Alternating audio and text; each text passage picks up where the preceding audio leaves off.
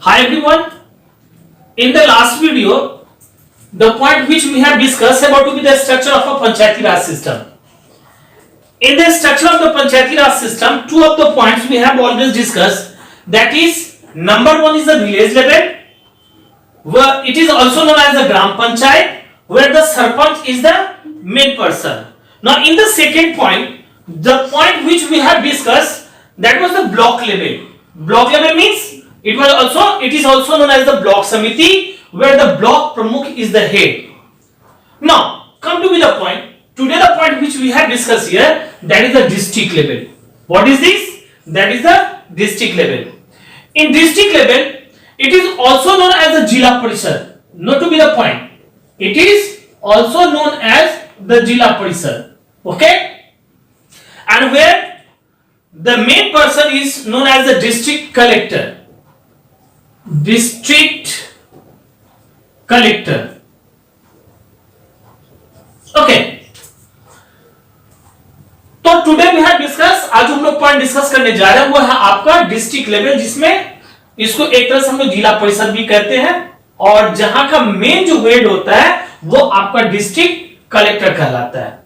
अब हम लोग आते हैं सबसे पहले जिला परिषद के बारे में समझेंगे कि हाउ इट इज फॉर्म। ये जिला परिषद जो होता है ना, वो आखिर कैसे फॉर्म करता है, मतलब ये कैसे बनता है, हाउ टू मेक इट। तो जिला परिषद दैट मींस द ब्लॉक समिति, block samiti in a district grouped in a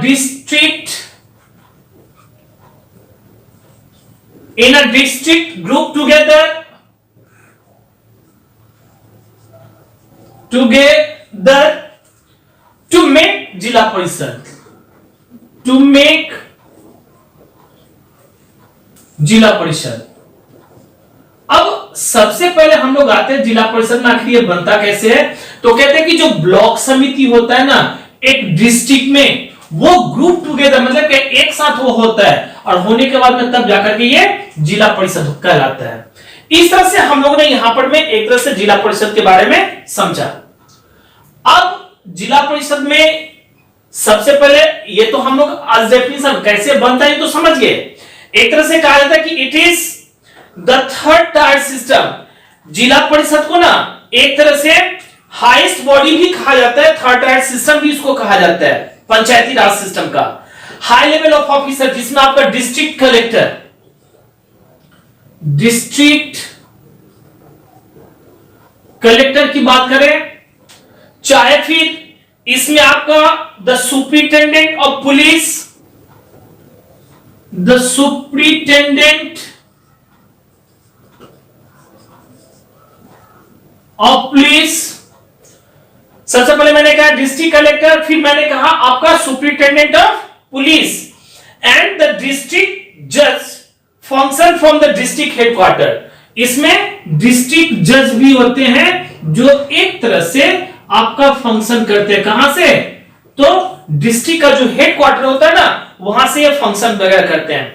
तो the Zila Parishad is responsible for the development of the rural areas of the whole district, और इसलिए जिला परिषद को एक तरह से कहा जाता है क्या चीज, कि ये एक तरह से रिस्पॉन्सिबल होता है डेवलपमेंट के लिए। जितने सारे रूरल एरियाज वगैरह जो होता है ना वहां पे होल डिस्ट्रिक्ट में, वहां पे तो ये सारी की सारी बातें हम लोगों ने आज जिला परिषद के बारे में यानी कि डिस्ट्रिक्ट लेवल पर में जो होता है काम, वह हम लोग ने समझा। अब इसके बाद जो पॉइंट हम लोग डिस्कस करेंगे about to be the composition of the Zila Parishad. किसके बारे में, composition of Zila Parishad. Now about to be the composition, the Zila Parishad is an elected body. ये जो जिला परिषद है आपका, वो एक तरह से इलेक्टेड बॉडी होता है, और इट कंप्राइजेस, इसके अंदर में कौन कौन आता है ये पॉइंट हम लोग करते चले जाते हैं। तो पॉइंट नंबर 1, सबसे पहले पॉइंट नंबर 1 में आएगा आपका चेयरपर्सन। कौन आएगा इसमें, चेयरपर्सन। चेयरपर्सन या फिर जिसको हम लोग एक तरह से ब्लॉक प्रमुख के नाम से भी इसमें जानते हैं, क्या बोल सकते हैं इसको, ब्लॉक प्रमुख। तो ये हो गया आपका सबसे पहले कंप्राइजिंग चेयरपर्सन और ब्लॉक प्रमुख ऑफ द ब्लॉक समिति, ऑफ ब्लॉक समिति। ये इसका एक मेंबर हो गया कंपोजिशन में, ये इसके नाम आते हैं। सेकेंड पॉइंट में अगर हम लोग बात करते हैं तो जैसे मैंने इससे पहले आपका डिस्ट्रिक्ट लेवल से पहले मैंने ब्लॉक लेवल का बताया था, तो ब्लॉक लेवल में मैंने आपको क्या कहा था कि member of the state legislature, same things इसमें भी आपका आएगा member of the state legislature. Member जो होगा खास करके member of the state legislature. अब ये स्टेट लेजिस्लेचर में ध्यान से इस चीज को देखना है आपको, लेजिस्लेचर, तो member of the state legislature इसमें आपका आएगा विधान सभा एंड विधान परिषद। कौन कौन आएंगे इसमें? विधान सभा और विधान परिषद, ये आपके इसके अंदर में आते हैं। इसके बाद में मेंबर ऑफ द पार्लियामेंट भी होता है इसमें, इसके अंदर में आपका मेंबर्स ऑफ द पार्लियामेंट।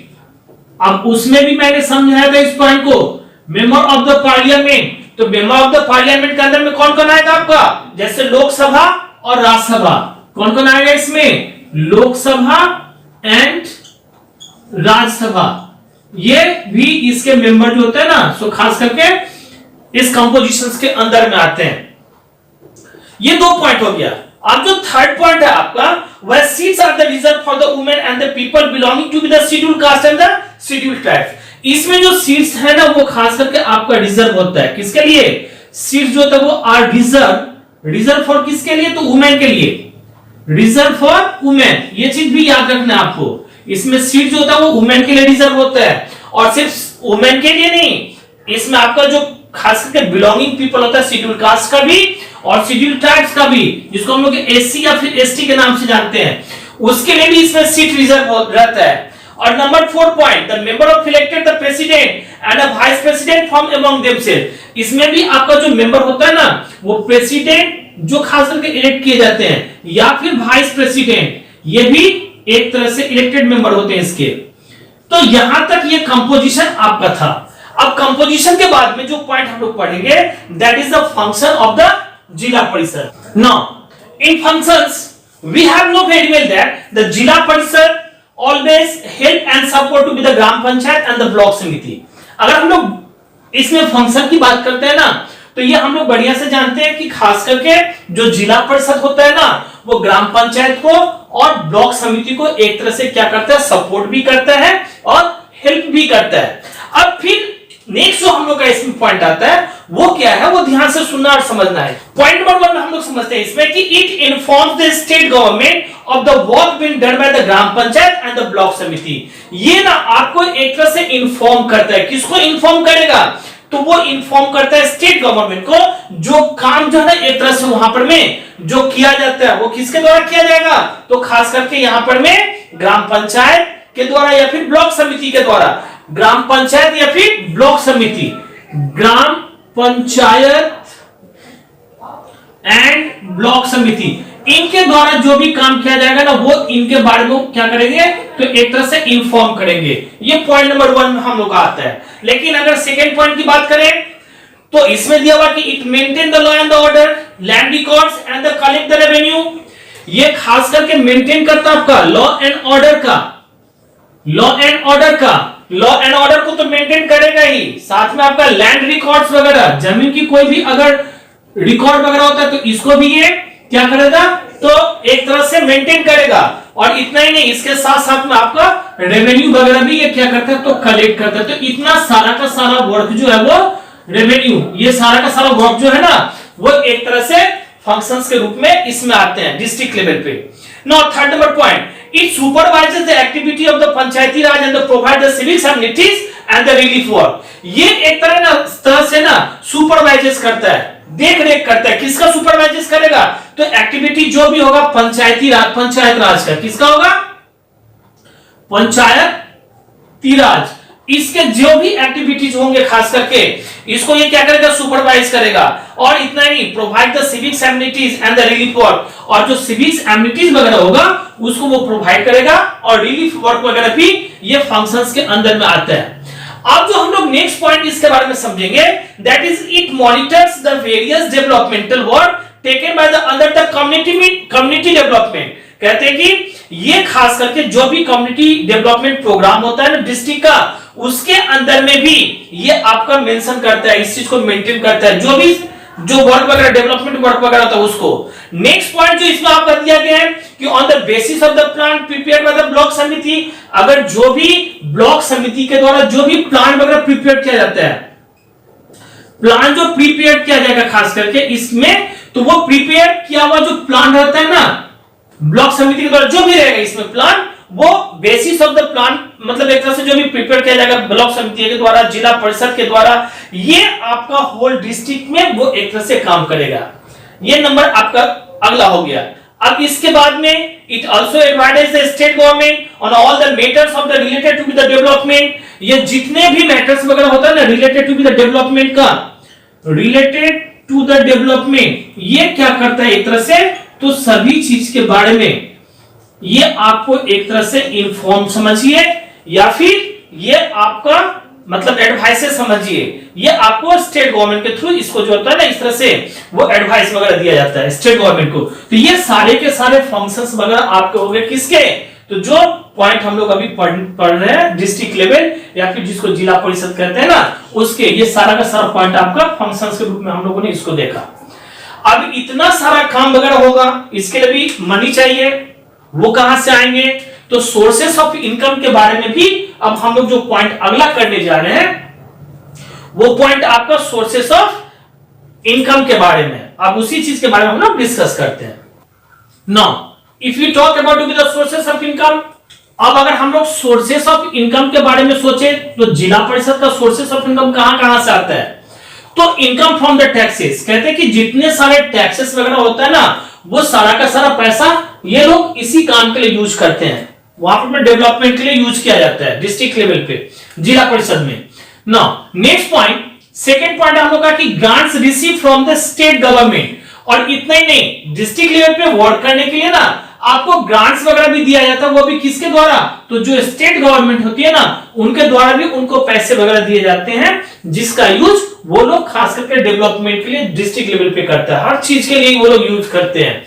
इसके बाद में rent from the shops and the houses, कहते हैं कि जो दुकान से या फिर घरों से जो रेंट वगैरह सब आता है ना, ये सब सारे पैसे वगैरह भी जो है ना वो सोर्सेस ऑफ इनकम के रूप में आपका डिस्ट्रिक्ट लेवल पर में यूज होता है। तो ये सब कुछ पॉइंट्स वगैरह यहां पर में आपको दिया गया सोर्सेस ऑफ इनकम का, इन सारे पैसों से वो लोग क्या करेंगे तो अपना काम आगे बढ़ाएंगे डिस्ट्रिक्ट लेवल पे यानी कि जिला परिषद पे। अब जो लास्ट पॉइंट आपका इस चैप्टर में आ रहा है वो पॉइंट है आपका क्या चीज का, state government and the panchayati राज। ये स्टेट गवर्नमेंट का पॉइंट और जो पंचायती राज का पॉइंट है इसके बारे में अब हम लोग समझेंगे। Now the point is state government and the panchayati Raj. Okay, तो in this point we have discussed here about to be the function of the state government and on the panchayati राज। अब जो हम लोग पॉइंट करने जा रहे हैं इसमें हम लोग क्या करेंगे, तो स्टेट गवर्नमेंट का आखिर फंक्शन क्या होता है पंचायती राज के ऊपर में, ये हम लोग बढ़िया से देखेंगे। अच्छा, सबसे पहले हम लोग आते हैं ये पंचायती राज है क्या, अभी तक तो हम लोग पढ़ते चले आए हैं। तो पंचायती राज में अगर हम लोग इसका पॉइंट नोटेट करें तो सबसे पहले इसको अगर हम लोग डिफाइन करते हैं पंचायती राज का, तो it is a form of the local, it is the form, it is the form of local government,